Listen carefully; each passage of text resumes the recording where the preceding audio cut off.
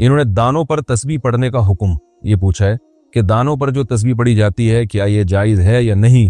ہم نے سنا ہے کہ یہ بدعت ہے. نہیں، بدعت نہیں ہے، دانوں پر تسبیح پڑھنا جائز ہے، کیونکہ تسبیح کاؤنٹ کرنے کا حدیث میں حکم ہے. آپ صلی اللہ علیہ وسلم نے فرمایا جس نے 33 دفعہ سبحان اللہ کا، 33 دفعہ الحمدللہ، 34 دفعہ اللہ اکبر، یہ تسبیحات فاطمہ. اسی طرح آپ صلی اللہ علیہ وسلم نے فرمایا جس نے 100 دفعہ لا الہ الا اللہ وحدہ لا شریک لہ لہ الملک ولہ الحمد وہو علی کل شیء قدیر، یہ کلمہ ہے. آپ نے فرمایا جس نے 100 دفعہ پڑھا، 100 دفعہ رات شام کو پڑھا، تو اس سے زیادہ نیکی کوئی کر نہیں سکتا. تو اس طرح کے جو فضائل ہیں 100 دفعہ، تو ظاہر ہے اس کو تو کاؤنٹ کرنا پڑے گا نا. تو کاؤنٹ کا کوئی بھی طریقہ ہو سکتا ہے، انگلیوں پہ بھی گنا جا سکتا ہے. آج کل ایک چائنا کی ایک بڑی مشہور ایک ڈیجیٹل مشین آ رہی ہے، اس کو آپ دباتے رہیں تو کاؤنٹ جس طرح سے بھی کیا جائے کھجور کی گٹھلیوں پر. تو وہ مقصد وہ تسبیح کے وہ دانے نہیں ہوتے، مقصد گننا ہوتا ہے. تو کسی بھی طریقے سے آپ گن سکتے ہیں.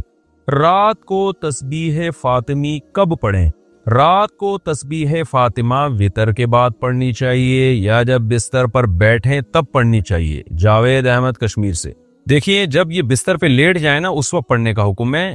حدیث ہے رسول اللہ صلی اللہ علیہ وسلم کی صحیح حدیث ہے. حضرت فاطمہ رضی اللہ تعالی عنہا نبی صلی اللہ علیہ وسلم کے پاس آئیں، عرض کیا کہ یا رسول اللہ میں گھر میں بہت خدمت کرتی ہوں، ہاتھوں پہ نشان پڑ جاتے ہیں چکی پیسنے سے، کوئی گھر میں خادم کا انتظام کر دیں. آپ صلی اللہ علیہ وسلم نے فرمایا میں تمہیں ایسا عمل نہ بتاؤں جو خادم سے بہتر ہے؟ فرمایا ضرور بتائیے. تو آپ صلی اللہ علیہ وسلم نے فرمایا 33 دفعہ. فرمایا جب تم بستر پہ سونے کے لیے لیٹ جاؤ، حضرت علی سے بھی آپ نے فرمایا، حضرت فاطمہ سے بھی، کہ جب بستر پہ سونے کے لیے لیٹ جاؤ. ایک روایت میں آتا ہے کہ آپ صلی اللہ علیہ وسلم خود حضرت فاطمہ کے گھر گئے اور حضرت علی اور حضرت فاطمہ کے درمیان میں بیٹھ کے آپ نے ان کو نصیحت فرمائی کہ جب تم سونے کے لیے بستر پہ لیٹ جاؤ 33 دفعہ سبحان اللہ، 33 دفعہ الحمدللہ اور 34 دفعہ اللہ اکبر پڑھو. یہی تسبیحات پڑھنے کا حکم ہر نماز کے بعد بھی ہے اور رات جب ہم سونے کے لیے لیٹ جائیں تو اس وقت بھی ہے. تو یہ وتر کے بعد نہیں پڑھے جائیں گے، بلکہ جب آپ بستر پہ سونے کے لیے لیٹ جائیں تو اس وقت پڑھی جائے گی یہ تسبیح. اور اس کی یہ فضیلت ہے کہ آپ صلی اللہ علیہ وسلم نے اپنے داماد اور اپنی بیٹی کو یہ تسبیحات بتائیں، اور فضیلت یہ بتائی کہ یہ گھر میں خادم سے بہتر ہے. یعنی خادم سے تمہیں وہ کچھ حاصل نہیں ہوگا جو تمہیں ان تسبیحات پڑھنے سے قیامت میں جو اجر ملے گا، تو اس اجر کو دیکھ کر تم یہ کہو گے کہ ہم نے دنیا مصیبت میں گزار دی. مصیبت سے مراد یعنی مشقتوں میں گزار دی، تو جو اجر ہمیں مل رہا ہے یہ اس خادم سے کروڑہ گنا زیادہ ہے. اس خادم سے ہمیں جو سہولت ملتی اس سے اتنا مزہ نہیں آئے گا جتنا اس اجر کو دیکھ کے قیامت میں مزہ آئے گا. اللہ ہم سب کو توفیق عطا فرمائے. نماز کے بعد کون سی تسبیح پڑھیں؟ نماز کے بعد میں نے امام صاحب اور بہت سے لوگوں کو کچھ تسبیح پڑھتے ہوئے دیکھا ہے. کیا نماز کے بعد کوئی خاص تسبیح ہوتی ہے پڑھنے کی یا پھر کچھ بھی پڑھ سکتے ہیں؟ عبداللہ کراچی سے. کچھ بھی پڑھ سکتے ہیں لیکن جو سنت تسبیح ہے وہ پڑھنی چاہیے. تو فرض نماز کے بعد تو آپ صرف اللہم انت السلام و منک السلام تبارک یا ذا الجلال والاکرام پڑھیں. اس کے بعد سنت موقدہ پڑھیں. اس کے بعد پھر آپ 33 دفعہ سبحان اللہ، 33 دفعہ الحمدللہ، 34 دفعہ اللہ اکبر یہ بھی پڑھ سکتے ہیں، یا 33 دفعہ سبحان اللہ، 33 دفعہ الحمدللہ، 33 دفعہ اللہ اکبر اور ایک دفعہ پھر لا الہ الا اللہ وحدہ لا شریک لہ لہ الملک ولہ الحمد وہو علی کل شیء قدیر یہ بھی پڑھ سکتے ہیں.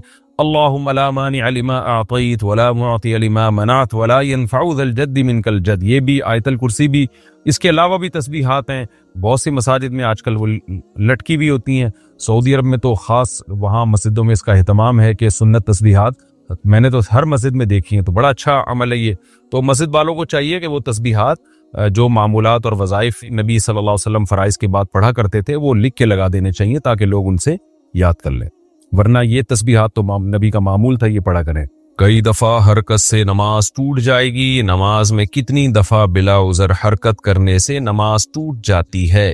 جیسے بالوں کو ہاتھ لگانا، کپڑوں کو سیدھا کرنا یا خارش کرنا وغیرہ وغیرہ. عامر محمد یوسف پنجگور بلوچستان سے. دیکھیں حرکت نماز کے منافی ہے، اور کوئی بھی کام نماز میں ایسا کیا جائے جو نماز کے منافی ہو تو نماز اس سے ٹوٹ جاتی ہے. جیسے نماز میں بات چیت کرنا، نماز میں کھانا پینا، نماز میں چلنا پھرنا، تو اس سے نماز ٹوٹ جائے گی. تو اس پر تو پوری امت کا اجماع ہے، لیکن یعنی اس کے لیے تو دلیل کی حاجت نہیں ہے کیونکہ یہ اجماع امت سے ثابت ہے کہ نماز میں نماز کے اگینسٹ کوئی کام کرنے سے، نماز کے منافی کوئی کام کرنے سے نماز ٹوٹ جاتی ہے. لیکن اب کتنی حرکت کرنے سے ٹوٹتی ہے اس کے بارے میں قرآن و سنت خاموش ہیں. تو جہاں قرآن و سنت خاموش ہوتا ہے، ظاہر ہے اتنی ایک دفعہ کیوں کرنے سے تو نہیں ہوگا نا کہ نماز فوراً ٹوٹ جائے. یہ تو اس میں تو انسان معذور ہے، اتنے تو مجبوراً حرکت کرنی پڑتی ہے. تو اب اس میں کوئی قرآن و سنت میں کوئی واضح دلیل نہیں ہے کہ کتنی حرکت کرنے سے نماز ٹوٹے گی. تو جب واضح دلیل نہیں ہوتی تو حضرات فقہائے کرام پھر اجتہاد کرتے ہیں. تو اب بعض فقہا تو اس کے قائل ہیں کہ بغیر ضرورت کے اگر 3 دفعہ حرکت کر لی، بغیر ضرورت کے 3 دفعہ جلدی جلدی حرکت کر لی تو پھر نماز ٹوٹ جائے گی. بعض فقہا اس کے قائل ہیں، اور بعض فقہا اس کے قائل ہیں کہ اتنی حرکت کی کہ اگر کوئی دیکھنے والا آئے اور اس وقت اس کو دیکھتا تو اس کی حرکت کو دیکھ کے یہ لگتا کہ گویا یہ نماز پڑھ ہی نہیں رہا ہے، یہ ویسے ہی کھڑا ہوا ہے. تو اتنی زیادہ جب حرکت ہوگی تو نماز ٹوٹ جائے گی. تو اس میں جو نماز پڑھ رہا ہے اس کی رائے کا اعتبار ہوگا کہ اگر کوئی مجھے آ کے اس وقت دیکھتا میں اتنی حرکت کر رہا ہوں تو وہ یہ سمجھتا کہ یہ نماز پڑھ رہا ہے یا نہیں پڑھ رہا. اگر وہ یہ سمجھتا کہ شاید یہ نماز ہی نہیں پڑھ رہا جو اتنا ہل رہا ہے تو پھر نماز چھوٹ جائے گی. تو یہ دونوں قول ملتے ہیں.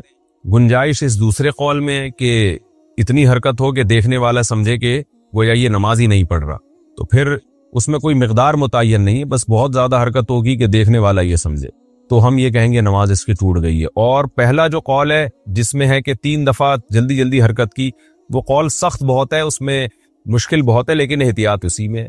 تو بہتر یہی ہے کہ حرکت ہی نہ کرے تاکہ اس مسئلے میں پڑھنے کی ضرورت ہی پیش نہ آئے نا. ہمارے حضرت فرمایا کرتے تھے نمازی کو چاہیے پہلے جتنی جہاں کھجانا ہے نا تسلی سے کھجا لے، ہلے اتنا ہل کے تھک جائے پھر کھڑا ہو.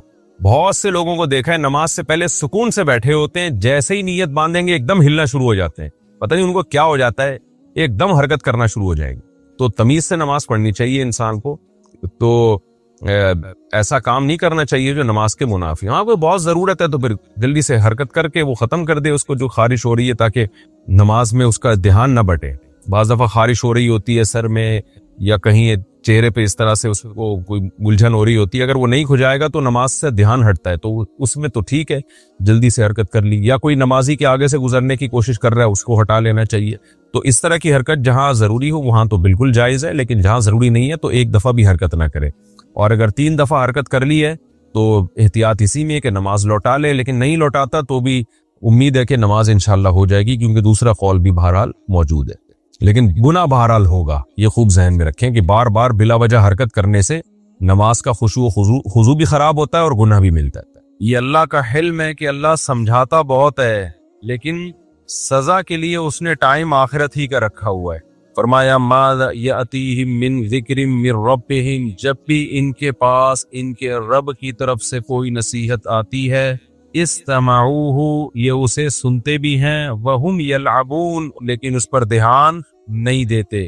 تو آگے اسی کو اللہ نے بیان کیا، پھر انسان کی شکایتیں کی کہ کتنی بستیوں کو ہم نے پہلے تباہ و برباد کیا ہے. فلما احسوا بأسنا اذا هم منها يركضون، جب ان پر عذاب آنے لگا تو پھر چیخ و پکار شروع کی انہوں نے. ابھی کسی نے بتایا کہ یہ جو ترکی میں زلزلہ آیا نا، جس علاقے میں آیا وہاں ملحد بھی بہت رہتے تھے جو خدا کو نہیں مانتے تھے. ترکی میں تو ایک لبرل سیکولر حکومتیں رہی ہیں، وہاں کے بہت سے مسلمان بھی مرتد ہو چکے تھے. تو کہتے ہیں جیسی زمین ہلی ہے نا، ایک ملحد جو اللہ کو نہیں مانتا تھا زور زور سے کلمہ پڑھنے لگا، لا الہ الا اللہ، لا الہ الا اللہ. تو بعض دفعہ انسان پر جب عذاب آتا ہے نا تو اس کو اللہ یاد آ جاتا ہے. لیکن نبی صلی اللہ علیہ وسلم نے فرمایا تم اس حالت میں اللہ کو یاد رکھو جب تم خوشی کی حالت میں ہو، جس میں اللہ انسان کو یاد نہیں آتا. یعرف کا فی الشدہ، تو مصیبت میں پھر اللہ تمہیں یاد رکھے گا. جب پیٹ بھرا ہوا ہو، سکون اطمینان کی زندگی ہو، اس وقت عبادت کرنا بڑا مشکل کام ہے. نیند جس کو اچھی آتی ہو اس کے لیے نیند چھوڑ کے تہجد میں اٹھنا مشکل کام ہے. لیکن اب مسئلہ یہ ہو گیا ہے کہ اب تو پیٹ یعنی اللہ کی نافرمانی کا عذاب یہ آنے لگا ہے کہ اب پیٹ بھرا ہوا ہو، ساری ضرورتیں پوری ہو رہی ہوں، پھر بھی انسان سکون میں نہیں ہوتا. یعنی اب جو لوگوں کی ٹینشنیں ہیں نا وہ ٹینشنیں ہیں جو اپنے اوپر خود سے مسلط کی ہوئی ہیں لوگوں نے، بے سکونی کا عذاب جسے کہتے ہیں. تو خیر اللہ نے فرمایا لا ترکضوا وارجعوا الى ما اترفتم فیہ ومساکینکم لعلکم تسألون. اللہ فرماتے ہیں اب ایڑیاں مت لگاؤ، اب شور شرابہ مت کرو. قالوا یا ویلنا انا کنا ظالمین. اللہ فرماتے جب عذاب آتا تھا تو وہ کہتے تھے ہماری بدبختی، ہم ہی ظالم تھے. فما زالت تلک دعواہم. اللہ فرماتے ہیں اسی طرح چیخو پکار میں لگے رہتے تھے کہ اللہ معاف کر دے، ہم نے پیغمبروں کی بات کو ٹھکرا کر اپنی جان پہ ظلم کیا، لیکن اللہ فرماتے ہیں حتیٰ جعلناہم حصیدا خامدین، ہم نے ان پستیوں کے نشانات مٹا دیے، ہمیں ترس نہیں آیا ان کے اوپر۔ کیسی اللہ کی عادت ہے، دیکھو آپ سے بڑا جرم ہو جائے، جب تک عذاب دیکھا نہیں ہے نا، ذرا سا گڑ گڑا لو گے، 2 رکعت پڑھ کے ہاتھ اٹھا کے معافی مانگ لو گے، اللہ کیا کرے گا؟ معاف۔ کیوں؟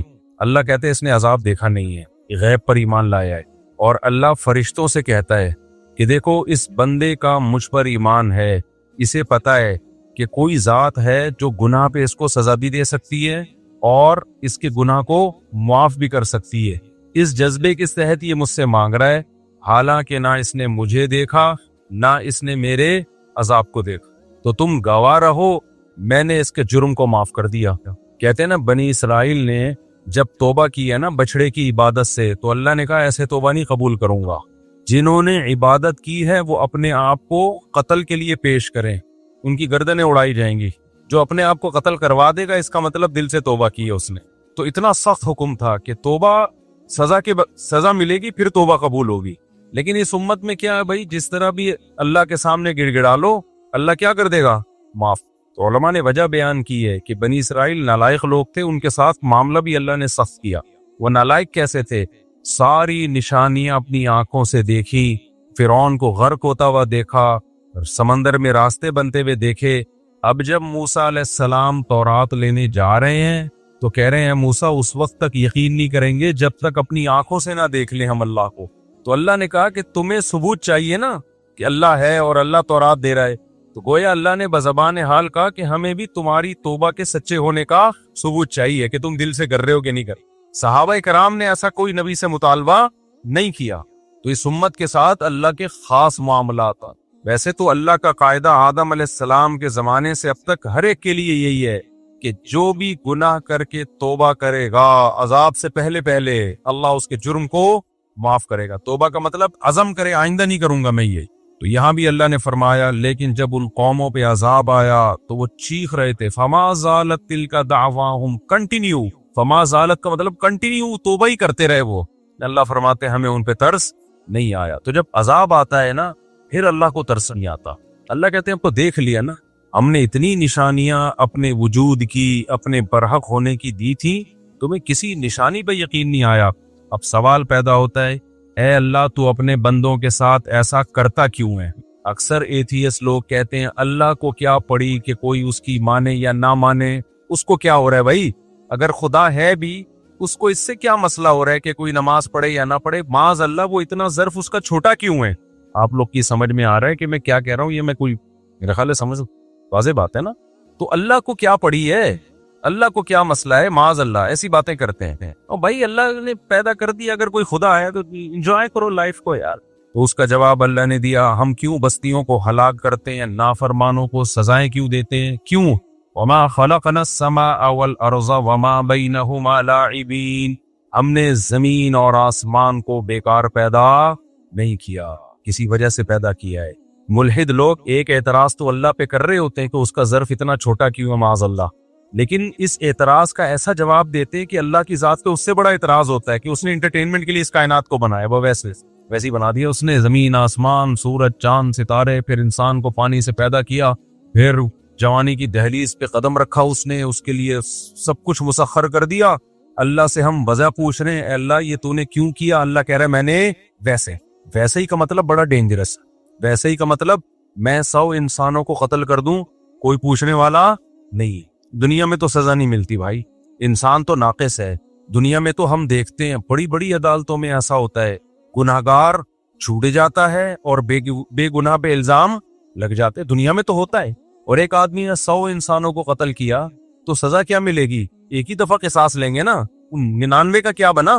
ایسے ظلم آج بھی دنیا میں ہو رہے ہیں نا کہ انسان کے رونگٹے کھڑے ہو جاتے ہیں۔ ہندوستان میں جب شوہر کی موت ہوتی تھی نا، جوان بیوی کو اس کے ساتھ آگ میں زندہ جلایا جاتا تھا۔ جن لوگوں نے عورت پہ یہ ظلم کیا، اگر اللہ سزا دینے والا نہیں ہے اس کا مطلب وہ ظلم اللہ کیا کر جائے گا؟ معاذ اللہ وہ نگل جائے گا، وہ ظالم کو کوئی سزا دنیا میں تو نہیں ملی۔ بہت ہندوستان میں ایسے واقعات ہوئے ہیں کہ ایک عورت کا شوہر مر گیا तो उसको मनहूस समझ के उसी आग में औरत को, यार ये इको तो खत्म करो, इसका बाइक का ही सेटअप कभी भी क़यामत तक यहाँ लगता है ठीक नहीं होगा।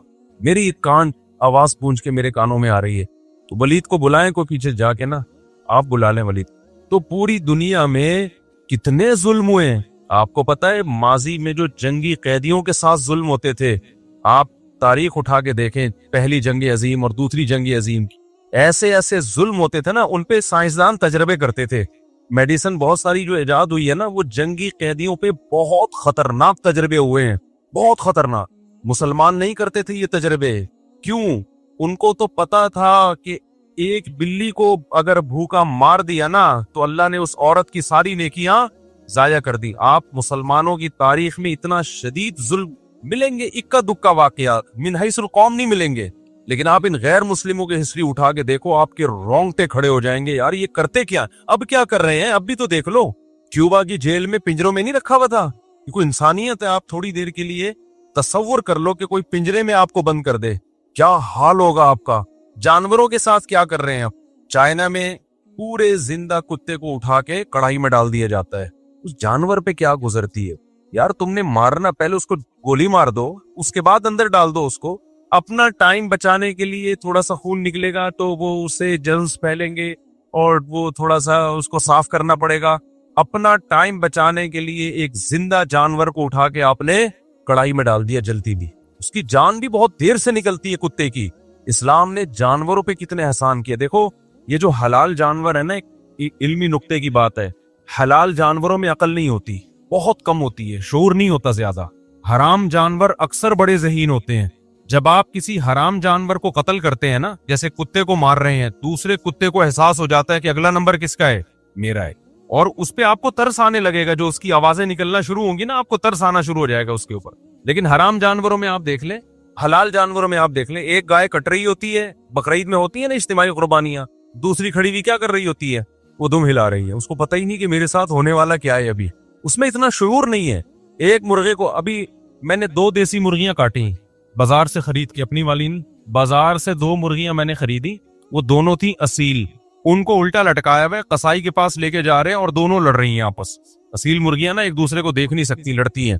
मैंने कहा इनको देखो बेवकूफों को, इनको पता नहीं अभी इन्होंने छुरी के नीचे आना है, और इनकी बदमाशियां देखो। वो उसको मार रही हूँ, तेरी ऐसी की तैसे, यहाँ तक के कसाई के फट्टे पे ले जाके लिटा दिया, वो छुरी तेज कर रहा है और वो दोनों लड़ रही।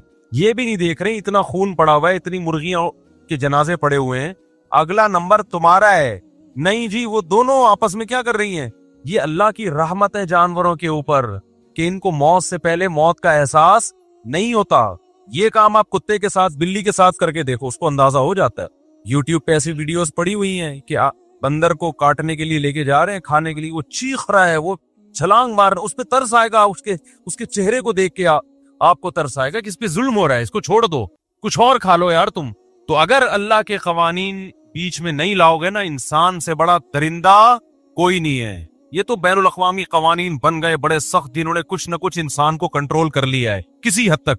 अगर ये कानून की गिरफ्त इतनी जो मजबूत है, जरा सी ढीली हो जाए ना, फिर आप देखो इंसान और भेड़िए में कोई फर्क नहीं रहेगा। जिसकी लाठी उसकी भैंस, इतना जुल्म करेगा जो माजी में होता रहा है। औरतों पे कैसे कैसे तशद्दुद हुए हैं, जुल्म, बच्चों पे कैसे कैसे जुल्म हुए हैं, और जानवरों पे तो अब भी हो रहे हैं जुल्म। तो अल्लाह कहते हैं वमा खलक़नस समा वल अर्दा वमा बैनहुमा लाइबीन, तुम जो कहते हो मैं हिसाब नहीं लूंगा, तो मैंने ऐसे ही थोड़ी पैदा कर दिया, कायनात को बनाया, पैदा किया, अब तुम लाइफ को क्या करो, एंजॉय, तुम्हारी मर्जी, निकाह करो या जिना करो। अब जिना भी औरत पे जुल्म है। कैसे जुल्म है? लोग कहते हैं औरत राजी है, ओ भाई औरत की जो जात है ना, उस पे जुल्म है ये। क्योंकि अगर औरत राजी भी है, जब मर्द ये काम करेंगे तो निकाह का आहिस्ता आहिस्ता सोसाइटी से क्या हो जाएगा, खत्म। इसका औरत की जिन्स को नुकसान होगा। कल औरत को मोहब्बत देने वाला, इज्जत देने वाला कोई नहीं होगा। बीवी बना के उसकी औलाद को पालना, ये सेटअप क्या हो जाएगा, जैसे यूरोप में हो गया खत्म। एक अजाब वाली औरत को मोहब्बत के लिए तरसती है, कोई उसको रखे। 50, 55 साल में जाके बुड्ढे रख रहे होते हैं उस बुड्ढी को। उससे पहले मर्द के तो मजे हैं, एंजॉय कर रहे हो। खुदा ने कैसा कानून बना दिया। एक खातून ने कल मुझे एतराज किया कि ये क्या बात है कि मर्द जब औरत को छोड़ना चाहे तो 2 मिनट में छोड़ देता है, औरत नहीं रहना चाहे तो उसके पास ऑप्शन ही नहीं है। मैंने कहा मर्द छोड़ना चाहे 2 मिनट में छोड़ सकता है, लेकिन छोड़ता नहीं है। देख लो मर्दों, 99% शादियां क्या होती हैं? कामयाब। क्यों? इसलिए कि मर्द मुसलमान है, उसको पता है कि मेरी भी बहन बेटियां हैं, मैं छोड़ूंगा तो कल मेरे साथ भी हो सकता है। वो उसके आंसू उसको जो है, कितने हमारे पास मर्द आ चुके हैं जिनको बीवी अच्छी नहीं लगती, लेकिन कहते हैं यार छोड़ेंगे तो बेचारी की जिंदगी तबाह हो जाएगी। तो ये किसका खौफ है? आखिरत का खौफ है। मैंने कहा मर्द छोड़ सकता है लेकिन छोड़ता अल्हम्दुलिल्लाह नहीं है, उसको तरस आता है, बच्चों का मसला होता है, औरत का मसला होता है। चंद लोग हैं जो ये काम करते हैं हमारी सोसाइटी में, बहुत थोड़े लोग हैं, लेकिन गैर मुस्लिमों के यहाँ छोड़ना बहुत मुश्किल, मगर छोड़ते हमसे बहुत ज्यादा हैं। तलाक करेशो उनके यहाँ आधी से ज्यादा शादियां नाकाम हो रही हैं। तो कितना अल्लाह ताला का रहम है, अल्लाह ताला का करम है कि उसने आसमान से कवानीन नाजिल कर दिए, उसने इंसानों को पाबंद बना दिया है कि तुम्हें इंसान का बच्चा बन के चलना पड़ेगा। अगर तुम हुकूक अदा नहीं करोगे खुदा के और मखलूक के तो मैं तुम्हें छोड़ूंगा नहीं, मैं माफ नहीं करूंगा तुम्हें। इसलिए कुरान में अल्लाह ने फरमाया वमा खलक़नस समा वल अर्द वमा बैनहुमा लाइबीन, हमने आसमानों और जमीनों को बेमकसद पैदा नहीं किया। पैदा इंसान के लिए किया, और इंसान को किसके लिए? आजमाइश के लिए बनाए। तुम्हें खुदा को भी मानना पड़ेगा, उसकी इबादत भी करनी पड़ेगी, मखलूक का हक भी अदा करना पड़ेगा, माँ बाप का हक भी अदा करना पड़ेगा, ज़कातें भी तुम्हारी निकलेंगी। ये माल हमने तुम्हें दिया है, ये तुमने खुद से पैदा नहीं किया। माँ कान लकुम अन तुम्बितू शजरहा, ये दरख्त में जो बीज है इसके 100 फेर हमने पैदा किए हैं। बीज से जो दरख्त पैदा होते हैं, खेतियां पैदा होती हैं हमने। लिहाजा आतु हक़्क़हु यौम हसादी, जब खेती कटेगी उसका 20वां हिस्सा और 10वां हिस्सा उशर में निकलेगा। गैर मुस्लिम टैक्स देता है, हम टैक्स दे न दें, पहला क्या है? इबादत है कि खुदा ने जो हुक्म दिया है ना, ये पैदा फसलें खुदा ने की हैं, लिहाजा खुदा की पैदावार में अल्लाह कहते हैं मेरा हिस्सा निकालना पड़ेगा। गरीब का नहीं बोल रहे अल्लाह, कह रहे मेरा, मैंने पैदा किया तो मेरा हिस्सा निकालो। तो इसलिए मेरे भाई या तो आखिरत नहीं है या है, दोनों में से एक काम है। नहीं है तो कोई टेंशन नहीं है, फिर मजे की जिंदगी गुजारो। है तो फिर जितना हम कर रहे हैं उससे हमें ज्यादा करना पड़ेगा। ये कम है, ये निजात के लिए काफी नहीं है जो हमारा लाइफ स्टाइल है। समझते हो कि नहीं समझते हो? नहीं आएगी समझो, मेरा ख्याल है। आगे अल्लाह फरमाते लौ अरदना अन नत्तखिज़ लहवन, अगर हमें कोई खेल का इरादा होता हमारा कि हम टाइम पास करना चाहते, लत्तखज़नाहु मिन लदुन्ना, तो और बहुत कुछ कर लेते हम अपने लिए। जैसे इंसान की आदत होती है ना, खेल के लिए, टाइम पास करने के लिए मैं ये काम कर रहा था। इसकी मिसाल ऐसे है, कुरान ना इंसानों से, इंसानों के मेंटल लेवल के हिसाब से बात करता है। अल्लाह हमसे बात करते हैं किसके हिसाब से? हमारे लेवल के हिसाब से। जिस मसले में इख्तलाफ है ना, पढ़ो ही नहीं उस मसले में, ये करो ये नहीं करो। भाई कुरान ने जो नेक लोगों की सिफात बयान की है वो बहुत सादा है, उसके लिए किसी फिरके में जाने की जरूरत नहीं है। वक़ज़ा रब्बुका अल्ला ताबुदू इल्ला इय्याहु, जल्दी से बस आयत का तर्जुमा कर दो। तेरे रब ने फैसला किया इबादत सिर्फ किसकी होगी? अल्लाह की। अब अगर कोई फिरका कहते नहीं अल्लाह के अलावा फला के सामने झुको, अल्लाह ने कह दिया इबादत किसकी होगी? बोलो अल्लाह। वमन यदुर मअल्लाहि इलाहन आखर, अल्लाह के सिवा किसी को मत पुकारो। पुकारना का क्या मतलब होता है? या अल्लाह, बस। या किसके साथ लगेगा? ना या रसूल अल्लाह, ना या गौसे आदम, ना या अली मदद, सब मदद के नारे गलत। मदद सिर्फ किससे मांगी जाएगी? ये किसी फिरके की बात नहीं है, कुरान का लफ्जी तर्जुमा कर रहा हूँ। इय्याका नअबुद, 5 दफा अल्लाह ने नमाज ने कहलवा दिया, अल्लाह तेरी ही इबादत करते हैं। अल्लाह को पता था ये इबादत में गड़बड़ करेंगे, इबादत के लफ्ज में कहेंगे हम इबादत तो अल्लाह की कर रहे हैं, अगर हम किसी से मांग रहे हैं तो वो इबादत थोड़ी है। तो इसलिए अल्लाह ने उस इबादत को एक्सप्लेन किया, व इय्याका नस्तईन, मदद सिर्फ तुझसे मांगू। ये कोई फिरके की बात है? बोलो ना क्या हो गया? तो मुसलमान शुक्रगुजार है, इबादत और मदद सिर्फ किससे मांगता है? अल्लाह से। वक़ज़ा रब्बुका अल्ला ताबुदू इल्ला इय्याहु व बिल वालिदैनि इहसाना, गैर मुस्लिमों के यहाँ माँ बाप को थोड़ी सी वैल्यू दी जाती है, इतनी नहीं जितनी अल्लाह ने बताई। अल्लाह कहते हैं मेरा कुछ शुक्रगुजार बनना है तो वालिदैन के साथ एहसान, एहसान अरबी में अच्छे सलूक को नहीं कहते, एक्सीलेंसी पैदा करना, बहुत अच्छा बनना है। दुनिया में सबसे ज्यादा जो हक तलफी अगर किसी की होती है ना तो वो माँ बाप है। जो उनकी एफर्ट है आपको पालने में, उनको उसका सिला नहीं मिलता। जितनी मोहब्बत माँ ने बचपन में आपको दी होती है, औलाद बड़े होकर नहीं देती वो मोहब्बत, छोड़ छाड़ के चली जाती है, ओल्ड हाउस में जमा करा देती है। ना ना ना ना ना, तौरात उठा के देख ले, जितनी आसमानी किताब है, इंजील देख लो, सबसे ज्यादा खुदा के बाद अगर किसी के हुकूक बयान किए तो किसके? वालिदैन। ये मजहब का हिस्सा है, ये कल्चर नहीं है, ये गॉड का ऑर्डर है, खुदा जिसने बनाया उसका ऑर्डर है। इनके साथ अच्छा सलूक करना, कितना अच्छा। ला तकुल लहुमा उफ़िन, उफ करने की इजाजत नहीं है। समझ रहे हो? अब्बा गुस्से में है तो تو یہ نہیں کہ ابا کا میٹر شارٹ ہے تو آپ کا بھی شارٹ ہو گیا. آپ کو اپنے میٹر کو ابا کے حساب سے ایڈجسٹ کرنا ہے, ابا کو اپنے حساب سے ایڈجسٹ نہیں کروانا آپ نے. آج پتہ ہی نہیں چل رہا ہوتا کم وقت باپ یہ ہے یا وہ ہے. میرے سامنے کیس آتے ہیں نا باپ بیٹے کے, میں کہا یار تو پہلے بعد میں پیدا ہو گیا, پیدا تجھے پہلے ہونا چاہیے تھا, پتہ نہیں چل رہا ہوتا. بھائی ایسا نہیں ہوتا. جب آپ اللہ کو مانو گے تو بہت بڑا حق ہے ماں اور باپ کا. قرآن وصیت کے الفاظ استعمال کرتا ہے, احسان کا لفظ استعمال کرتا ہے. ایک اسکالر نے تو کہہ دیا ماں باپ کی فرما برداری ہے ہی نہیں اسلام میں, کوئی اطاعت لازمی نہیں ہے, اچھا سلوک ہے اطاعت نہیں. بھائی حقوق الوالدین, حقوق کہتے ہیں نافرمانی کو, حدیث میں اس کو اکبر الکبائر کہا ہے. ہاں کچھ بیسک رائٹس انسان کو اللہ نے دی ہے, اس میں ماں باپ کی اطاعت لازم نہیں ہے, وہ کچھ حقوق ہے. لیکن نارملی ہر جائز چیز میں آپ کو اپنی ماں اور اپنے باپ کی اطاعت کرنی ہے جو آپ کے اختیار میں ہو. کچھ بیسک رائٹس ہیں جو اس انسان کو اللہ نے دی ہے, اس میں ماں باپ زبردستی نہیں کر سکتے. زبردستی آپ پیسہ بھی نہیں کرا سکتے, زبردستی آپ کو مجبور نہیں کر سکتے کہ اس طریقے سے کماؤ. وہ آپ کا رائٹ ہے, آپ پڑھنا چاہتے ہو, کمانا چاہتے ہو, ڈاکٹر بننا چاہتے ہو, وہ آپ کا رائٹ ہے. ابا یہ نہیں کہ ہمارے یہاں ہوتا ابا ڈاکٹر ہے تو تیرا باپ ڈاکٹر ہے تو تو بھی کیا ہے, اس کا دل نہیں لگ رہا ڈاکٹر بننے میں, تو زبردستی نہیں ہے ایسی ہے.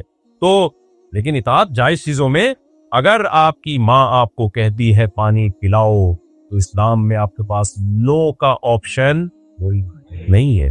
کچھ اسکالرز نے یہ بھی کہنا شروع کر دیا ماں باپ کے ساتھ اچھے سلوک کا حکم ہے, ان کی اطاعت کا نہیں ہے, غلط ہے. اطاعت کا ہے. ہاں جہاں اللہ کے حکم کے خلاف آرڈر دے پھر اطاعت نہیں. تو اب یہ کسی فرقے کی بات ہے, بہانہ بنایا ہوا ہے ان مولویوں کے اتنے فرقے, تو میں کیسے اسلام کو فالو کروں, کیسے اسلام کو. ڈاکٹروں کی بھی تو کتنی آ رہا ہے, کوئی کہتا ہے انڈا ابال کے کھایا کرو, کوئی کہتا ہے تلا ہوا کھایا, کوئی کہتا ہے کھاؤ ہی نہیں. کچھ ڈاکٹر ہو گئے, ڈاکٹر 3 قسم کے ہوتے ہیں پتہ ہے. کچھ ڈاکٹر ہوتے ہیں ڈاکٹری میں دیوبندی, کچھ ڈاکٹر ڈاکٹری میں بریلوی, کچھ ڈاکٹر ڈاکٹری میں اہل حدیث. جو بریلوی ڈاکٹر ہوتے ہیں سب ایسے کلپ ہیں ڈاکٹروں کے, 3 ٹائم کھانا ضروری ہے, جو کہتے ہیں ناشتہ بہت ضروری, سب کھاؤ, سبزی بھی کھاؤ, گوشت بھی کھاؤ, انڈے بھی کھاؤ, مچھلی بھی کھاؤ, یہ بھی کھاؤ, جائیدادیں بھی, بس یہ بھی زیادہ ہو گیا, یہ سب کچھ کھا جاؤ, تو جائیدادیں نہیں کھاؤ. تو یہ ڈاکٹروں کے بریلوی ہیں, سب صحیح ہے بھائی, کوئی بدعت نہیں ہے.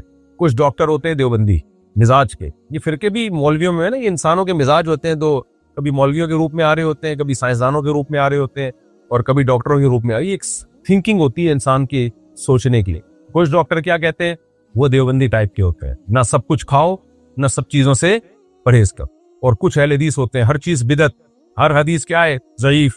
تو وہ ڈاکٹر, آپ ان ڈاکٹروں کی ذرا کلپ دیکھیں نا, تو وہ ایسی خوراک بتاتے ہیں, آدمی کہتے ہیں اس تکلف کی ضرورت کیا تھی. آپ تبھی علماء کہتے ہیں کسی سے تنہائیوں میں گناہ ہوا ہو بالفرض, اللہ نہ کرے, اور اس نے توبہ کر لی, پھر لوگوں کو پتہ چل گیا, لوگ تانے دے رہے بے تو ویسا تھا, ان تانوں کی پرواہ بولو مت کرو. بولے نہ تمہارا جرم کیا اور نہ ہمیں تم سے معافی مانگنے کی, جس سے کیا ہے وہ جانتا ہے.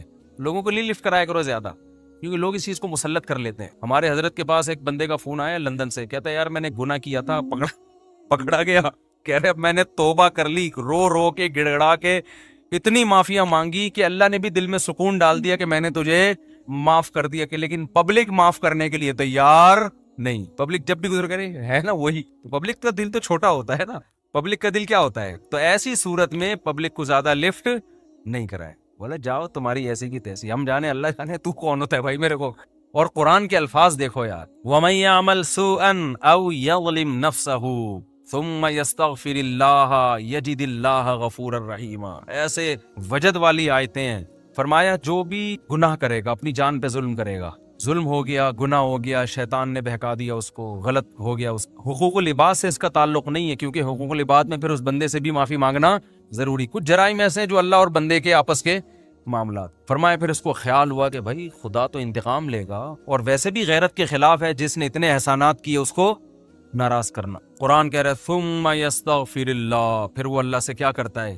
کیا عجیب الفاظ ہیں. اللہ نے یہ نہیں فرمایا غفارہ اللہ, اللہ اسے معاف کر دے گا, نہ یہ انداز نہیں ہے, یہ اللہ اس سے انتقام نہیں لے گا. فرمایا یجید اللہ غفور الرحیم, وہ اللہ کو پائے گا, وہ دیکھے گا کہ اللہ غفور بھی ہے اور رحیم بھی, وہ دیکھے گا اپنی آنکھوں سے. قرآن کیا کہتا ہے, جو گناہ کرے گا اور توبہ کرے گا یجید اللہ غفور الرحیم. اللہ یہ نہیں فرما رہے کہ اس کو معاف کروں گا. اللہ فرماتے ہیں جیسے کوئی بندہ دعوت پر آئے تو آپ کہو بھائی تم پاؤ گے کہ میں چھوٹا موٹا سیٹ نہیں ہوں. ہاں میں اس پہ واقعہ سنا رہا تھا کہ حضرت مولانا طارق مل صاحب ایک دفعہ کویت کے شہزادوں نے ان کی دعوت کی, تو اب وہ کیا تصور دماغ میں لے کے گئے ہوں گے. فرماتے ہیں میں حیران ہو گیا, اونٹ کے بچے صحیح پورے روسٹ. آپ کو پتا ہے اونٹ کا بچہ کسے کہتے ہیں؟ اونٹنی کے جو بچے ہوتے ہیں نا, وہ ذبح کر کے کھال اتار کے کنووں میں پورے پورے روسٹ چاول بھر کے دسترخوان پہ رکھے. بکرے روسٹ تو سنے ہوں گے, اونٹ روسٹ نہیں سنے ہوں. یہ جو شہزادے ہیں ان کے لیے یہ کوئی اتنی بڑی چیز نہیں ہے, ان کی یہ بریانی ہے, ٹھیک ہے نا, ان کی یہ کیا ہے. اب ان سے اگر مولانا طارق جبیل صاحب پوچھیں شہزادوں سے جی آپ کی دعوت ہے کیا کیا ملے گا, تو ان کو غصہ آئے گا نا, نہیں یار یہ سمجھ میں یار. وہ بھائی ان کو غصہ آئے گا نا کہ یار ہم کویت کے شہزادے ہیں, ہماری کرنسی دیکھو, اور ہم یہاں کا تو غریب آدمی اتنا پرتکلف کھانا کھاتا ہے, اور تم شہزادوں سے پوچھ رہے ہو کھانے میں, آپ کو غم ہو رہا ہے کہ پتہ نہیں بریانی ملے گی کہ نہیں ملے گی, پتہ نہیں روٹی ہوگی کہ نہیں ہوگی. تو اگر وہ ان سے پوچھتے تو وہ جواب میں یہ تھوڑی کہتے کہ یہ بھی ہے یہ بھی ہے, وہ کہتے بھائی آ جاؤ پتہ چلے گا شہزادوں نے دعوت کی ہے. آ جاؤ گے تو پتہ کیا چلے گا, پتہ چل جائے گا کہ شہزادہ بھی کوئی نائجیریا کا نہیں, کہاں کا, کویت کا عرب شہزادہ ہے, اس کی دعوت ہے, آپ آئیں. اور ان کو پتہ چل گیا, انہوں نے بیان میں بھی بتا دیا. تو اللہ کا انداز یہی ہے, فرمایا تم سے کتنا بڑا جرم ہو جائے, کتنا بڑا جرم, یہاں تک کہ نبی نے فرمایا کہ اللہ فرماتے ہیں یا عبادی لو بلغت ذنوبک عنان السماء, تم نے گناہ کرتے کرتے کرتے کرتے زمین آسمان کے خلا کو بھر دیا, اتنے گناہ ہو گئے. ثم استغفرونی, پھر ایک دن تمہیں خیال آیا یار یہ غلط ہوا ہے, یہ نہیں ہونا چاہیے, رب کو منانا چاہیے, بالآخر اس کا انجام برا ہے, گناہ کی سزا ملتی ہے. تو آپ نے ہاتھ اٹھا کے اللہ سے معافی, کسی اور کے در پہ نہیں گئے, کسی کی پرواہ بھی نہ کرو کون کیا کہہ رہا ہے, اللہ سے معافی مانگی. تو حدیث کے الفاظ کیا ہیں, قرآن کے الفاظ بھی عجیب ہے جو میں نے بتائے. قرآن کے الفاظ کے اللہ فرماتے ہیں معاف کرنا, تو یہ تو ہلکی بات ہے نا, معاف کروں گا تو مطلب یہ کہ یہ بریانی ملے گی, کوفتے ملیں گے, سالن, یہ تو ہم نے بتا دیا نا. اللہ فرماتے ہیں توبہ کر کے دیکھ تو اللہ کو غفور اور رحیم پائے, غافر نہیں, راحم نہیں, غفور مبالغہ ہے. تو اللہ کو محسوس کرے گا کہ تیرا رب چھوٹا موٹا معاف کرنے والا نہیں ہے, رحیم کا مطلب بہت رحم کرنے والا ہے. اور اللہ یہ تجھے دکھائے گا, دکھائے گا کا مطلب کیا ہے, تیرے دل میں سکون پیدا ہو جائے گا کہ میرے رب نے مجھے معاف کر دیا. یہ توبہ کا پہلا انعام ملتا ہے دنیا میں, معاف بھی کرے گا اور اطمینان بھی دلا دے گا کہ معاف کر دیا. تعلق, وہ اطمینان کی علامت کیا ہے, اللہ سے جو تعلق ٹوٹا ہوا تھا وہ آپ کو جڑا ہوا محسوس ہوگا. گناہ کی وجہ سے جو دل میں کالک آ گئی تھی وہ کالک آپ کو ختم ہوتی ہوئی نظر آئے گی. یہاں تک علماء کہتے ہیں کہ بعض لوگ گناہ کر کے ایسی توبہ کرتے ہیں کہ گناہ سے پہلے جو اللہ کا ان سے تعلق تھا نا, گناہ کے بعد جب توبہ کی تو اس سے زیادہ اچھا تعلق پیدا ہو جاتا ہے ان کا, پہلے سے بھی زیادہ اچھا اللہ کی محبت پیدا ہو جاتی ہے. یہ تو قرآن میں, حدیث میں کیا آتا ہے کہ اگر زمین اور آسمان کے خلا کو تم نے گناہ کر کر کے پر کر دیا, ثم استغفرونی, پھر مجھ سے مغفرت طلب کرو, لغفرت, معاف کروں گا. اتنا کافی تھا نا یہ جملہ, یار نہیں آ رہی سمجھ میں. دیکھو اللہ یہ کہہ دیتے کہ زمین اور آسمان کے خلا کو پر کر دیا, مجھے ناراض کیا ہے نا, پبلک کے پاس جانے کی ضرورت, عیسائیوں میں پادریوں کے پاس جا کے معاف کرواتے ہیں, اتنے پیسے لے لو معاف کر دو. اللہ کہتے ہیں پادری کا کیا بگاڑا ہے تم نے, ناراض مجھے کیا ہے, نماز چھوڑی ہے مجھے ناراض کیا, زنا کیا مجھے ناراض کیا, انٹرنیٹ پر فحش فلمیں دیکھی مجھے ناراض کیا, یہ جو ہو رہے ہیں گناہ آج کل, کچھ بھی کیا مجھے ناراض کیا نا, تو آؤ میرے سامنے گڑ گڑاؤ. تو اللہ نے کیا کہتے ہیں, زمین اور آسمان کے خلا کو پر کر دیا, پھر مجھ سے معافی مانگو گے معاف کروں گا. کافی ہے نا, بس کر دیا معاف. آگے اللہ ایک اور جملہ بناتے ہیں, لا ابالی, کسی کی پرواہ. بولو اردو میں لفظ سماعت ہو, بڑا لا ابالی قسم کا آدمی ہے, سنا یہ لفظ, ہاں بولنے میں کچھ ٹیکس لگتا ہے. لا ابالی کہتے ہیں نا, یہ عربی کے لفظ سے آیا لا ابالی. لا کا مطلب نہیں, ابالی کا مطلب پرواہ نہیں کرتا میں کسی کی, جیسے جو آدمی کسی کی پرواہ نہیں کرے گا بڑا لا ابالی سا آدمی ہے. تو اللہ کیا کہتے ہیں, لا ابالی, معاف کروں گا کسی کی پرواہ نہیں. کیا مطلب, یہ جملہ لگانے کی کیا ضرورت تھی؟ جملہ اس لیے لگایا جا رہا ہے کہ بہت سے نیک لوگوں کو اعتراض ہو سکتا ہے, اے اللہ اتنے سارے گناہ سیکنڈوں میں معاف, یہ بات ہماری کھوپڑی میں بولو نہیں, کچھ تو تھوڑی سی. جیسے ایک بیٹا نافرمان ہو, 20 سال باپ کو ستاتا رہے, اب باپ کو زندگی بھر ستایا, اس باپ نے کہا ایسی کی تیسی ہے, ابھی دیکھتا ہوں میں جائیداد سے آگ کر دوں گا, میں یہ کر دوں گا. باپ بوڑھا ہو گیا, مرنے لگا ہے بھائی, اب جائیداد کی تقسیم کا وقت آ رہا ہے, اور اب یہ گیا, اس کو پتا ہے کہ اب تو سارا معاملہ خراب, زندگی بھر ستاتا رہا. آخر میں آ کے ابا سے کہتے ہیں ابا I am very very sorry. ابا کہتے ہیں چل جا معاف کیا. دوسرے بیٹوں کو آئے گا نا غصہ, ہے بھائی, ابا یہ کیا, یہ تو آپ کے رحم دل ہونے سے ناجائز فائدہ اٹھا رہے ہیں بھائی, ابھی آپ کے جانے کا وقت ہے اور یہ آگے سوری کر کے چلا گیا. تو ابا اگر ابا ہوں گے تو آپ دوسرے بچوں کو کیا بولیں گے, باپ تم ہو یا میں ہوں؟ کیا خیال ہے, باپ تم ہو یا؟ ٹھیک ہے, اپنے لیے سخاوت ہونی چاہیے, دوسرے کے لیے قناعت ہونی چاہیے. ہمارے ہاں معاملہ کیا چل رہا ہے, الٹا. تو قرآن کہتا ہے کہ ہمارے نیک بندے اللہ کی راہ میں مال خرچ کرتے رہتے ہیں, تثبیتا من انفسہم, اپنے نفس کی اصلاح کے لیے, اپنے دل سے دولت کی محبت نکالنے کے لیے. اپنے اوپر بھی خرچ کریں, اپنے رشتہ داروں پہ بھی. سب سے پہلا حق کس کا ہے, رشتہ داروں کا. آج اپنے اوپر خرچ کرنے کے لیے تیار نہیں ہے, حیرت اس پر ہوتی ہے. کنجوسی کی انتہا ہے یا نہیں ہے؟ پھر جو اپنے اوپر خرچ کرتے ہیں لوگ ان پہ انگلیاں اٹھا رہے ہوتے ہیں. اس کے پاس گاڑی کہاں سے آئی, اس کے پاس یہ کپڑے کہاں سے آئے, یہ کہاں سے آیا, وہ کہاں سے آیا. بھائی ہر آدمی تو ضروری نہیں کہ کنجوس ہونا, بعض لوگوں کو اللہ دیتا ہے تو وہ خرچ کرتے ہیں. آج اپنے اوپر خرچ کرنا بھی ایک مصیبت بن گیا ہے. عربی میں دو لفظ استعمال ہوتے ہیں, ایک ہوتا ہے شحیح اور ایک ہوتا ہے بخیل. بخیل کہتے ہیں جس کی جیب سے دوسرے کے لیے روکڑا نہ نکلے, اور شحیح کہتے ہیں اپنے لیے بھی نہیں پیسے نکلتے, وہ چائنا والوں کی طرح قبر میں لے کے جاتا ہے. وہ ملیشیا میں قبرستان ہے, وہاں کروڑ پتی لوگ جب دفن ہوتے ہیں تو دیگوں میں اپنے ساتھ پیسہ لے کے قبر میں جاتے ہیں. وہ آپ یوٹیوب پہ دیکھ لیں, ایسی بہت سی ویڈیو ہیں کہ پورے سونے چاندی کے ساتھ دفن ہوئے ہیں, بہت ہیں ایسی. ہمیں ہمارے نبی نے فرمایا صلی اللہ علیہ وسلم, دنیا مسافر خانہ ہے, میری مثال اس سوار کی طرح ہے کراکب استظل تحت شجرہ. ایک مسافر سفر کرتے کرتے درخت کے نیچے لیٹ گیا ہو, تھوڑی دیر سستانے کے لیے, آرام کے لیے, اس کے بعد اس نے موو کرنا ہے یہاں سے. بھائی ہم کروڑوں سال سے نہیں تھے, لاکھوں کروڑ, یہ دنیا بنے ہوئے تو پتہ نہیں کروڑوں سال ہو گئے. آدم علیہ السلام کو آئے ہوئے ہزاروں سال, نوح علیہ السلام 950 سال تو خالی تبلیغ کی ہے انہوں نے. ہماری اوقات کیا ہے, جمعہ 8 دن ہوئے ہم لوگ کو دنیا میں آئے ہوئے, اور جانے میں بھی تھوڑے دن رہ گئے ہیں بس. گھبرائے نہیں, آپ نے گھبرانا نہیں ہے. تو یہ میں آپ کو ڈرانے کے لیے یہ باتیں نہیں کر رہا کہ آپ کہیں یار جمعہ 8 دن نہیں اور 4 دن رہ گئے جانے میں. یہ حقیقت ہے. موت سے ڈرنے کا فائدہ نہیں ہے, موت سے دوستی لگانے کا فائدہ ہے. دیکھو جس ڈاکو نے پیچھا کرنا ہی ہو, آپ کسی محلے میں رہتے ہیں, آپ کو پتا چل گیا یہاں ایک بندہ میرے پیچھے پڑا ہوا ہے, میری ہاتھ دھو کے مارے گا وہ مجھے یا مجھے پکڑے گا, تو آپ محلہ تبدیل کر لو گے. کیا خیال ہے کہ بھائی اس دہشت گرد کو تو محلے سے نکالا نہیں جا سکتا, خود ہی محلہ تبدیل کر لو.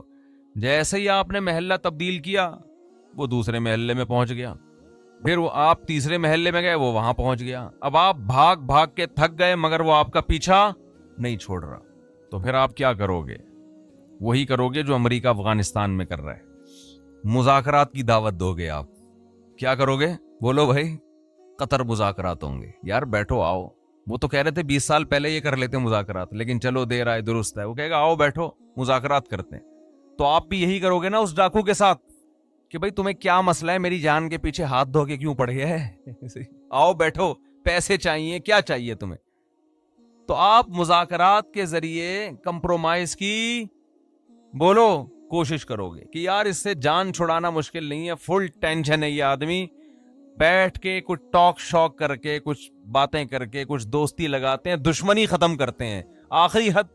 آخری نتیجہ یہ نکلے گا کہ نہیں نکلے گا؟ تو قرآن کہہ رہے کوئی عام ڈاکو تمہارے پیچھے کیا لگے گا, انما تکونوا یدرککم الموت, موت جیسے تمہارا پیچھا کر رہی ہے نا, پیسے دنیا میں پولیس کسی کا پیچھا نہیں کرتی, سمجھ رہے ہیں, وہ بھی ایک وقت کے بعد آ کے چھوڑ دیتی ہے. موت ایسا پیچھا کر رہی ہے, یدرککم الموت, قرآن کہتے ہیں موت ایسے پکڑے گی تمہیں, آ کے ادراک کرے گی تمہارا. وہ جس دن سے پیدا ہوئے ہیں اسی دن سے پیچھے پڑی ہوئی ہے, اور اس نے بہت کوشش کی ہم کو قبر میں اتارنے کی. بچہ جب پیدا ہوتا ہے کئی حادثات اس کی زندگی میں آتے ہیں, بچ جاتا ہے, کئی بیماریاں حملہ کرتی ہیں, بچ جاتا ہے. جوانی میں آتا ہے, کئی دفعہ حادثے ہوتے ہیں, بائک سے گرا, ایکسیڈنٹ ہوا, یہ ہوا, وہ بچ گیا. وہ تو اس وقت سے اڑنگیاں دینے کی کوشش کر رہی ہے. اڑنگی سمجھتے ہیں, جب ہم اسکول جاتے تھے نا تو ایک دوسرے کو اڑنگی دیتے تھے ہم. اب تو بچے اسکول بھی ایسے تمیز سے جا رہے ہیں, تمیز سے آ رہے ہیں, کوئی نہ اڑنگی نہ کوئی شرارت, تو ان میں کوئی صلاحیت ہی پیدا نہیں ہو رہی, ایسے ممی ڈیڈی ٹائپ کے بچے نکل رہے ہیں. ہمارے دور کے اسکول تھے, مزہ آتا تھا اسکول میں, اتنا بھاری بھرکم بیگ لٹکا کے اسکول جاتے تھے, ساتھ والے کو شرارت ہوئی, تھوڑا سا آگے گئے, اس نے تھوڑا سا ٹانگ میں یوں کیا, بڑک, جو ہے نا آگے گرے. پھر ہم بدلہ لینے کے پیچھے پڑے ہوئے تھے, اب ہم بھی اڑنگی دیں گے. راستے میں ہی پھٹا ہو رہا ہے, گتم گت مار رہے ہیں ایک دوسرے کو, پھر سلو ہو رہی ہے, پھر جا رہے ہیں. اس طرح سے ہم پونے گھنٹے میں اسکول پہنچتے تھے. پھر لیٹ ہونے کی وجہ سے پی ٹی ماسٹر کھڑے ہوئے ہوتے تھے وہاں پہ, ان کے سامنے ہاتھ پہ اب ڈنڈے کھاؤ, لیٹ کیوں پہنچ, اس سے ہاتھ مضبوط ہوتے تھے. حقیقت ہے نا. تو شوز اتارتے تھے ایک دوسرے کے, بھائی شوز پہنے ہوئے نا, پیچھے اس کے تھوڑا سا پاؤں رکھے, خود ہی اتر جائیں گے, آپ کو اتارنے کی ضرورت. اب وہ بیٹھ کے جو ہے نا شوز کو صحیح کر رہا ہے, پھر لڑائی ہو رہی ہے, پھر بڈا ہو رہا ہے.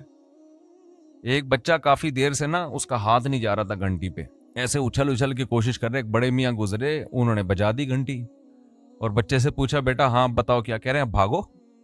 اب کیا کرو, جو کام میں کر رہا تھا مجھ سے ہوا نہیں, آپ نے کر دیا, اب کیا کرنا ہے, بھاگو.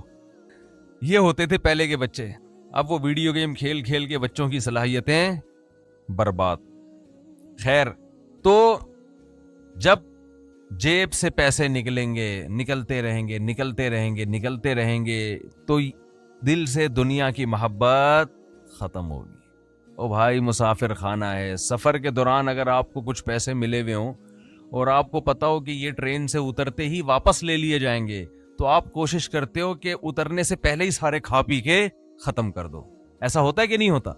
تو بھائی ادھر قبر میں جاتے ہی یہ کفن میں جیب ہوتی ہے نہیں ہوتی نا جیب, تو آگے خالی ہاتھ جانا ہے. بچوں کی فکر کرتے ہیں لوگ بہت زیادہ, بچوں کا کیا ہوگا, بچوں کے لیے کچھ بنا بنو کے تھوڑا بہت کر دو بس, اور پھر بے فکر ہو جاؤ. دماغ کو ہٹاؤ ہر ان کاموں سے. اللہ نے کچھ وسائل دیے تو تھوڑا بہت بچوں کے لیے, بہت زیادہ اس میں بھی ٹینشن نہ لو. بچہ 2 ہاتھ 2 ٹانگیں لے کے پیدا ہوتا ہے, وہ خود بھی تو کمائے گا, اللہ نے اس کو بھی تو کمانے کی صلاحیت دی ہے. اور بچے کو بھی یہ بتا دو کہ مسافر خانہ ہے, یہ یہاں ہمیشہ رہنا نہیں ہے, جب میں جاؤں گا تو کون سا یہاں پڑا رہے گا. تو اس کو بھی یہ بتا دو یہ مسافر خانہ ہے, یہ رہنے کی جگہ نہیں ہے. وہ میں اپنے چھوٹے بچوں کو صبح سحری کے وقت یہ سمجھا رہا تھا نا کہ دیکھو ہم سب نے مرنا ہے. بچوں میں نا یہ باتیں بار بار دماغ میں, بہت چھوٹے بچے کے تو نہ ڈالیں, وہ بعض دفعہ ڈر بھی جاتا ہے, لیکن ہنستے کھیلتے ان کو یہ باور کراتے رہیں کہ دیکھو ہم نے جانا ہے, یہ دنیا رہنے کی جگہ نہیں ہے. یہ چیزیں آج والدین بتاتے نہیں ہیں. تو میں بچوں کو لے کے بیٹھا ہوا تھا, چند دن پہلے کی بات ہے, میں بچوں سے کہہ رہا تھا دیکھو بچوں سب نے جانا ہے, سب سے پہلے ہو سکتا ہے میں جاؤں. تو ایک چھوٹی بچی کہتی ہے, بھائی ابو منہ سے نا باتیں اچھی نکالنی چاہیے, انسان کو منہ سے کیا کرنا چاہیے, باتیں اچھی نکالنی چاہیے. مجھے ہنسی آ گئی, میں نے سوچا اس کو یہاں بٹھا دیتا ہوں کہ اب آپ نصیحت کرو, ہم سامنے بیٹھتے ہیں جا کے. بچے آج کل بہت ڈیڑھ ہوشیار قسم کے پیدا ہو رہے ہیں. تو بچوں کو جب کہنا کہ منہ سے باتیں اچھی نکالنی چاہیے, کیا موت کی باتیں ہیں, تو بولو بیٹا یہی اچھی باتیں ہیں منہ سے, زندگی کی باتیں اچھی نہیں ہیں. تو میں یہ کر رہا تھا, جس ڈاکو نے آپ پہ پنجے گاڑنے ہی ہیں, پکڑنا ہی ہے, تو اس سے مذاکرات کر کے دوستی لگا لی جائے نا. تو موت ایک ایسا دشمن ہے جو کسی قیمت پہ آپ کو معاف نہیں کرے گا. تو اس سے بھاگ نہیں سکتے, اس سے دوستی لگائی جا سکتی ہے. موت سے باتیں کیا کریں بیٹھ کے, بھائی کوئی مسئلہ نہیں ہے, جہاں تم نے اتنے لوگوں کو قبر میں اتارا مجھے بھی اتار دینا. تو لیکن آپ چاہتی کیا ہو مجھ سے, ٹھیک ہے نا, پرابلم کیا ہے آپ کے ساتھ, میں تو تیار ہوں گلے لگانے کے لیے. تو موت کہے گی کہ دیکھ میں جب کسی کو پکڑتی ہوں نا, تو کسی سے کو دوست بن کے پکڑتی ہوں اور کسی کو دشمن بن کے. جس کا عمل اچھا ہو, موت اس کے لیے ایک محبوب کو محبوب سے ملانے کا